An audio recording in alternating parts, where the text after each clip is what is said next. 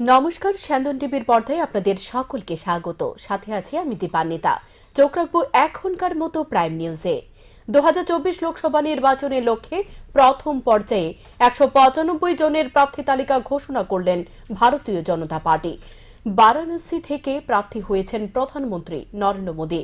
স্বরাষ্ট্রমন্ত্রী অমিত শাহ প্রতিদ্বন্দ্বিতা করবেন গান্ধীনগর থেকে। পশ্চিম ত্রিপুরা আসনে প্রার্থী হয়েছেন রাজ্যের প্রাক্তন মুখ্যমন্ত্রী বিপ্লব কুমার দেব। শনিবার ভারতীয় জনতা পার্টির কেন্দ্রীয় দপ্তরে আসন্ন লোকসভা নির্বাচনের লক্ষ্যে 155 আসনে প্রথম পর্যায়ের প্রার্থী ঘোষণা করল বিজেপি। প্রথম পর্যায়ে 16টি রাজ্য এবং 2টি কেন্দ্রশাসিত অঞ্চলের 155 আসনের প্রার্থী তালিকা ঘোষণা করে গেরুয়া শিবির। প্রথম পর্যায়ের প্রার্থী তালিকা ঘোষণা দেওয়ার সময় ভারতীয় জনতা পার্টির সাধারণ সম্পাদক বিনোদ তাওড়ে জানিয়েছেন, বারাণসী থেকে প্রার্থী হয়েছেন প্রধানমন্ত্রী নরেন্দ্র মোদী। গান্ধীনগর থেকে প্রতিদ্বন্দ্বিতা করবেন স্বরাষ্ট্রমন্ত্রী অমিত শাহ। লখনৌ থেকে প্রার্থী হয়েছেন কেন্দ্রীয় প্রতিরক্ষা মন্ত্রী রাজনাথ সিং।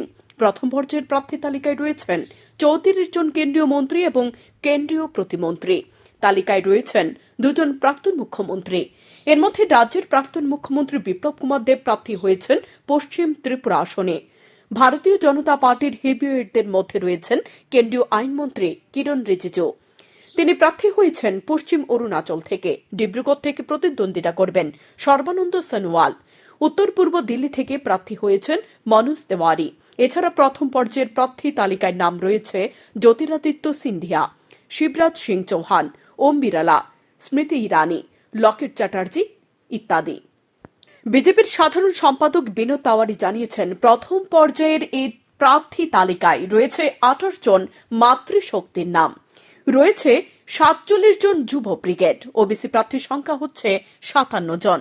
এছাড়া 27 জন তফসিল জাতিভুক্ত এবং 18 জন তফসিল উপজাতিভুক্ত প্রার্থীর নাম ঘোষণা করা হয়েছে প্রথম পর্যায়ের তালিকায়। और 2 केंद्र शासित प्रदेश में से 195 सीट्स का निर्णय हुआ। उसमें माननीय प्रधानमंत्री जी वाराणसी से चुनाव लड़ेंगे। 34 केंद्रीय मंत्री एवं राज्य मंत्री, इनके नाम इस सूची में 195 में है। एक लोकसभा अध्यक्ष जी का नाम भी है और 2 पूर्व मुख्यमंत्री। ऐसे 195 में उम्मीदवारों के नाम हैं। उसमें 28 हमारी मातृशक्ति है, 50 से कम उम्र वाले 47 युवा उम्मीदवार, 47 फीमेल, 28 मातृशक्ति 28, यूथ 47, अनुसूचित जाति शेड्यूल कास्ट 27, शेड्यूल ट्राइब अनुसूचित जनजाति 18, पिछड़ा वर्ग ओबीसी 57। ऐसे सभी वर्गों को, सभी समाज को, सभी जातियों को प्रतिनिधित्व इस पहले लिस्ट में दिया है।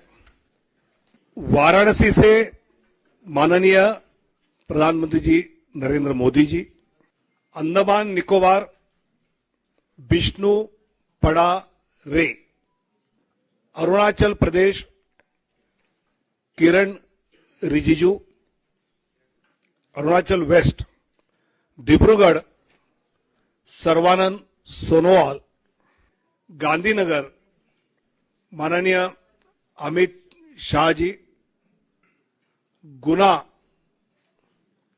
ज्योतिरादित्य सिंधिया, त्रिपुरा वेस्ट श्रीमान विप्लव कुमार देव, हुगली श्रीमती लॉकेट चटर्जी, लखनऊ माननीय राजनाथ सिंह जी, अमेठी श्रीमती स्मृति ईरानी। 2019 লোকসভা নির্বাচনে ভারতীয় জনতা পার্টি 303টি আসনে জয়লাভ করেছিল। এবারে প্রধানমন্ত্রী নরেন্দ্র মোদীর লক্ষ্যমাত্রায় রয়েছে এককভাবে ভারতীয় জনতা পার্টির 370টি আসন। আর প্রধানমন্ত্রী নরেন্দ্র মোদী সেই লক্ষ্যমাত্রাকে বাস্তবে রূপ দেওয়ার জন্য প্রথম পর্যায়ের 195 জনের প্রার্থী তালিকা ঘোষণা করে 2024 লোকসভা নির্বাচনের শঙ্খধ্বনি বাজিয়ে দিল ভারতীয় জনতা পার্টি। কংগ্রেস নেতা রাহুল গান্ধী দেশজুড়ে প্রচার করছেন ভারতীয় জনতা পার্টি তফসিল জাতি ও অনগ্রসরদের গুরুত্ব দেয় না, আর প্রথম পর্যায়ে 195 জনের প্রার্থী তালিকা ঘোষণার মধ্য দিয়ে রাহুল গান্ধীর সে প্রচারের উপর পাল্টা বিস্ফোরণ ঘটানোর লক্ষ্যে সম্ভবত এত বেশি ওবিসি প্রার্থী দেওয়া হয়েছে। স্যান্দন টিভি। মুখ্যমন্ত্রী জন আরোগ্য যোজনা 2023 প্রকল্পের শুভ সূচনা হয়েছিল গত 15 ফেব্রুয়ারি। এই প্রকল্পের সুবিধাভোগীরা পরিবার পিছু বার্ষিক 5 লক্ষ টাকার স্বাস্থ্য বীমার সুবিধা পাবেন। ত্রিপুরা স্বাস্থ্য সুরক্ষা সমিতির চিফ এক্সিকিউটিভ অফিসার গত 26 ফেব্রুয়ারি মুখ্যমন্ত্রীর জন আরোগ্য যোজনা 2023 প্রকল্পের একটি মেমোরেন্ডাম ইস্যু করেন। এই মেমোরেন্ডামটিতে কিছু টেকনিক্যাল ত্রুটি থাকার কারণে সেই মেমোটি শনিবার অপর একটি মেমোরেন্ডামের মাধ্যমে ক্যান্সেল করা হয়েছে। এ পরিপ্রেক্ষিতে সোশ্যাল মিডিয়াতে এবং বিভিন্ন গণমাধ্যমে এমন কিছু গুঞ্জন রটানো হয়েছে যে মুখ্যমন্ত্রী জন আরোগ্য যোজনা 2023 প্রকল্পটি ক্যান্সেল করা হয়েছে, কিন্তু বাস্তবে এ তথ্য পুরোপুরি ভুল। ত্রিপুরা স্বাস্থ্য সুরক্ষা সমিতির চিফ এক্সিকিউটিভ অফিসার শনিবার এক বিবৃতি জারি করে স্পষ্টভাবে জানিয়ে দিয়েছে 2 মার্চ ইস্যু করা মেমোরেন্ডামটি আগে মেমোরেন্ডামটি ক্যান্সেল করার উদ্দেশ্যে ইস্যু করা হয়েছে। এর সঙ্গে মুখ্যমন্ত্রী জন আরোগ্য যোজনা 2023 প্রকল্প বাতিল হওয়ার কোনো যোগসূত্র নেই। মুখ্যমন্ত্রী জন আরোগ্য যোজনা 2023 প্রকল্প পরিষেবা অব্যাহত থাকবে, কাজেই জনসাধারণের বিভ্রান্ত হওয়ার কোনো প্রয়োজন নেই। এখন পর্যন্ত মোট 1,78,787 জন সুবিধাভোগীকে মুখ্যমন্ত্রী জন আরোগ্য যোজনা 2023 প্রকল্পের আয়ুষ্মান কার্ড দেওয়া হয়েছে। মোট 88,472 পরিবার এই প্রকল্পের আওতায় এসেছে। বিভিন্ন সময় নানা ইস্যু নিয়ে জাতীয় সড়কে আন্দোলন করে মানুষের দুর্ভোগ চরমে তুলছে জনগণ দ্বারা বিরোধী আসনে প্রতিষ্ঠিত তিপ্রামুথা। কখনো রাস্তা অবরোধ, আবার কখনো রাস্তায় জড়ো হয়ে যান চলাচল আটকে দিচ্ছে দলের কর্মী সমর্থকরা। পেছন থেকে বাহাবা দিচ্ছে প্রশাসন। শনিবার জাতীয় সড়কে প্রশাসনের বিরুদ্ধে ক্ষোভ উগরে দিল সাধারণ জনগণ। গত 28 ফেব্রুয়ারি থেকে বড়মুড়ার চন্দ্র সাধুপাড়া এলাকায় আমরণ অনশনে বসে তিপ্রামথা। সেদিন থেকে তেলিয়ামুড়া এবং চম্পকনগর থানার পুলিশ যানবাহনগুলোকে বড়মুড়া পাহাড় হয়ে জাতীয় সড়ক দিয়ে আসতে দিচ্ছে না। বলা হচ্ছে খোয়াই রাস্তা দিয়ে ঘুরে যাওয়ার জন্য। শনিবার তেলিয়ামুড়া থানাধীন করইলং এলাকায় তেলিয়ামুড়া থানার পুলিশ জাতীয় সড়ক দিয়ে আগরতলাগামী বিভিন্ন যানবাহনগুলোকে আটকে দেয়। খোয়াই হয়ে ঘুরে আগরতলা যাওয়ার জন্য বলা হয়, আর এর ফলে সময়ের সঙ্গে সঙ্গে অতিরিক্ত জ্বালানি খরচ বহন করতে হচ্ছে যানবাহন চালকদের। এমনকি 1 থেকে 1.5 ঘন্টা রাস্তা খোয়াই দিয়ে ঘুরে গেলে গাড়ি চালকদের কয়েক ঘন্টা সময় লাগছে। ফলে তারা পৌঁছাতে সন্ধ্যা ঘনিয়ে আসছে, যার কারণে আর বাড়ি ফিরতে পারে না। মথাও প্রশাসনের কর্মকাণ্ডে চরম দুর্ভোগের শিকার সকলেই। সমস্যা হইতেছে, যে কোনো সময় ফট করে কইছে রাস্তা বন্ধ, পড়াশোনা কইতে হইনি দেবো না। তেলিয়ামুড়া কইতেছে, এদিকে জিরানিয়া কইতেছে, চম্পকনগর কইতেছে, পড়াশোনার লোক কইতেছে রাস্তা বন্ধ। কিন্তু তারা তো আসলে রাস্তা বন্ধ না, রাস্তার একটু জাম আইতে আমরা একটু দেরি হয়, এতটুকু আর কোনো সমস্যা নাই। তো এখন এই লাইনে কইতে কয় দিয়ে যাইতে হইব, এই যে রাস্তা যাওয়া যেত না। আর কয় দেওয়া যাওয়ার ফলে আপনার কি ক্ষতি হইতেছে? কয় যাওয়ার ফলে ক্ষতি বলতে আমরা তো তেলিয়ামুড়া গেলে মনে করো এখন কয় গেলে আমরা যেতে যেতে রাত হয়ে যাবো, তাহলে আইতে আমরা কিনা থাকতে আগরতলা। কি কারণে বড়মুড়া তারা কইতেছে অসুবিধা? তারা কইতেছে মতার লোক বয়ে দিচ্ছে রাস্তাতে। পুলিশ কইতেছে? পুলিশে কইতেছে। গত পরশু দিন বুধবার আমরা চম্পকনগর আটকে রাখছে প্রায় 2-2.5 ঘন্টা। তারপরে আমি পড়াশোনার কথা না শুনি আমি আইতে পারছি তো আমি। কোথাও কি যাত্রী সাধারণের অসুবিধা হইতেছে এগুলির কারণে? না, অসুবিধা হইতেছে। গত বুধবার দিন 11টার সময় আমার গাড়িতে উঠছে, আমি 3:30টার সময় না তেলিয়ামুড়া নামাইছি। জিরানি একবার আটকাইছে, চম্পকনগর একবার আটকাইছে। তারপরে আমি আইছি, রাস্তায় একটু জাম আছে, আইতে একটু দেরি কষ্ট হয়েছে, কিন্তু আইছি তো। সমস্যা তো বুঝি না, তাই না বুঝাচ্ছে যে রাস্তা বন্ধ, আমরা তো পৌঁছাতে পারি না। আমরা আইতে দেখতে বললাম মানে বড়মুড়া রাস্তা বন্ধ। তো এখন কি কইছে, কোন দিকে যাইতেন, কি আসবে? কি মনে করতেছেন আপনারা গাড়ি চালকরা কি কোনো রকম মানে ইয়ে হইতেছে, মানে হয়রানি হইতেছে এগুলির কারণে?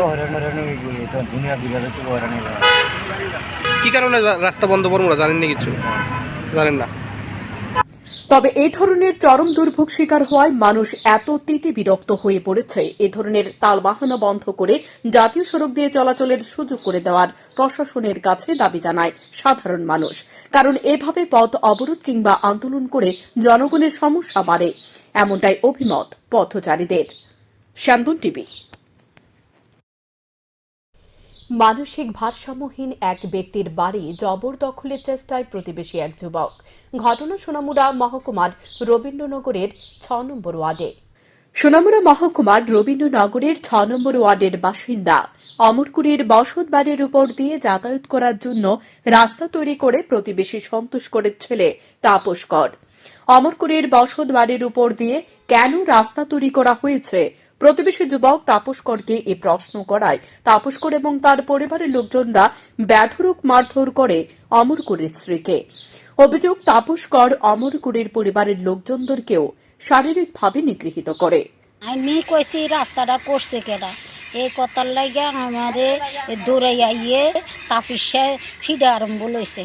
আমার কি অধিকার, আমার বনফুতের জায়গা, আমার বনফুতের জায়গার মধ্যে যাইতার না। বনফুত হয়েছে পাগল ছাগল। আমি এদিকে অনে আমারে ফিডা আরম্ভ লাগাই দিছে তাফিসের বউয়ে, টিটুয়ে, তারপরে দিয়া তাফিসের মা, সবাই মিললে আমারে একজন ফাইয়া আমারে এমনি ফিডা আরম্ভ করছে। সন্তোষ কর। গোটা ঘটনার পরিপ্রেক্ষিতে অমরকুড়ির পরিবার ভুগছে এখন নিরাপত্তায়। যেকোনো সময় বড় ধরনের দুর্ঘটনা ঘটতে পারে বলে আশঙ্কা করছে এই অসহায় পরিবার। শ্যামদুন টিভি। রাজ্যের বিভিন্ন প্রান্তে সরকারি জলাশয় কিংবা অন্যান্য জলাশয় ভরাট করে জমিদস্যুরা জমি কেনাবেচার রমরমা ব্যবসা চালিয়ে যাচ্ছে। এ বিষয়ে রাজ্যের প্রাণী সম্পদ বিকাশ দপ্তরের মন্ত্রী সুধাংশু দাস জানিয়েছেন, মাছ চাষ করা এবং মাছের উৎপাদন বৃদ্ধি করা মৎস্য দপ্তরের কাজ, কিন্তু সরকারি জলাশয় কিংবা অন্যান্য জলাশয় ভরাট করে জমি কেনাবেচার বিষয়টা দেখভাল করার দায়িত্ব রয়েছে সাধারণ প্রশাসন এবং পুলিশ প্রশাসনের উপর। এ ধরনের বিষয়গুলোকে সাধারণভাবে তদারকি করে থাকে স্থানীয় প্রশাসন তথা মহকুমা শাসক কিংবা জেলা শাসক, কিন্তু এ ধরনের কোনো বিষয় প্রাণী সম্পদ বিকাশ দপ্তরের গোচরে এলে প্রাণী সম্পদ বিকাশ দপ্তর সংশ্লিষ্ট দপ্তর কিংবা সাধারণ প্রশাসনের সঙ্গে আলোচনা করে কিভাবে পুকুর ভরাটের কাজ রোধ করা যায়, এর জন্য প্রয়োজনীয় পদক্ষেপ গ্রহণ করা হবে। মাছ চাষ করা, মাছের উৎপাদন বৃদ্ধি করাটা ফিশারি ডিপার্টমেন্টের কাজ। কোথাও জমিকে কিনবে, কে ভরাট করবে, এটা কিন্তু ফিশারি ডিপার্টমেন্টের কাজ নয়। সেই জায়গাতে সিভিল অ্যাডমিনিস্ট্রেশন এবং পুলিশ অ্যাডমিনিস্ট্রেশনের এটা কাজ তারা করবে, এবং স্থানীয় যেটা প্রশাসন থাকে সেটা এসডিএম হোক আর ডিএম হোক বা অন্যান্য মিউনিসিপ্যাল কর্পোরেশন হোক, তাদের লেভেলে সেই কাজটাকে দেখতে হবে।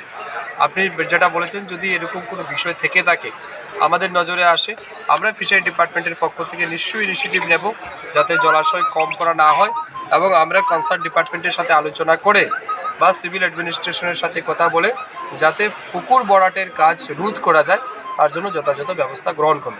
আপনাকে আমি এইটুকু বলতে চাই, আশ্বস্ত করতে চাই, আপনার নজরে যদি এরকম কোনো বিষয় থেকে থাকে যে পুকুর ভরাট করে বা সরকারি কোনো জলাশয় ভরাট করে কেউ জমি দখল করছে, এরকম কোনো বিষয় থাকলে আমাদের নজরে আনবেন। আমরা অবশ্যই সরকারের পক্ষ থেকে সেটা টেক আপ করব এবং তার সমাধান করব। আন্তর্জাতিক বঙ্গ সম্মান 2024-এ ভূষিত হলেন রবীন্দ্রচন্দ্র দাস। আগরতলা প্রেস ক্লাবে শনিবার এক সাংবাদিক সম্মেলন ডেকে রবীন্দ্রচন্দ্র দাস নিজেই এই সম্মানে ভূষিত হওয়ার কথা জানিয়েছেন। তিনি জানিয়েছেন, আন্তর্জাতিক বঙ্গ সম্মানে তিনি ভূষিত হয়েছেন বিভিন্ন সামাজিক কাজকর্মের জন্য। তিনি কাজ করে চলেছেন ও বাঙালি রাজ্যগুলোর মধ্যে বাঙালি গোষ্ঠীর শিক্ষা সংস্কৃতিকে ত্বরান্বিত করার জন্য। ত্রিপুরা রাজ্য থেকে আন্তর্জাতিক বঙ্গ সম্মান এবং শ্রেষ্ঠ সম্মান পেয়ে আমি খুবই গর্বিত। এই সম্মানটা পেয়েছি বিভিন্ন সামাজিক কাজকর্মের মাধ্যমে। আমি ত্রিপুরা রাজ্যের সব জায়গাতেই সামাজিক কাজকর্ম করি। ত্রিপুরা রাজ্য বাদে ভারতবর্ষের যতগুলি নন বেঙ্গলি রাজ্য আছে সেই সব রাজ্যে শিক্ষা নিয়ে কাজ করছি দীর্ঘদিন যাবৎ। কারণ ওইসব রাজ্যে যে বাঙালি জনগোষ্ঠী আছেন তারা আস্তে আস্তে বাংলা ভুলে যাচ্ছেন, তাদের বাংলা অক্ষর জ্ঞান পর্যন্ত নেই। এবং সেইটা মাথায় নিয়ে আমি প্রতি মাসে বিভিন্ন রাজ্যে গিয়ে তাদের বাংলা বই সামগ্রী আমি তাদের উপহার দেই, বিভিন্ন স্কুলে স্কুলে যাই এবং বাংলা কিভাবে পড়তে হবে, পড়াতে হবে এবং যারা বাংলা কিছু জানে তাদেরকে বাংলা শিক্ষার জন্য কিছু পারিশ্রম পর্যন্ত দেই। এইভাবে এখনকার মতো নিউজ এ পর্যন্তই। চোখ রাখুন স্যান্দন টিভির পর্দায়।